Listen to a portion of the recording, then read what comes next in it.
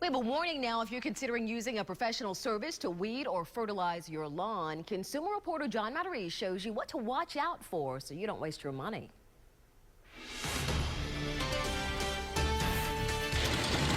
Mark Schmidt decided to do all his own lawn care this year, from mowing to fertilizer.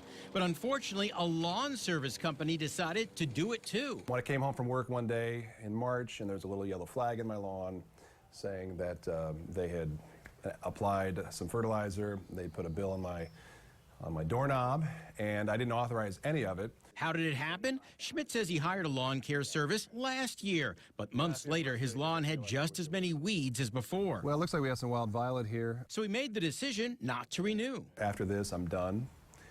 And then they sent a couple mailings over the winter, and I just ignored it, thinking it's advertisements. Turns out, though, they were not ads, but cards stating that his service would continue this spring. His lawn service, like many others, has an auto-renew clause in its contract. Unless you write to cancel, you're renewed for another year.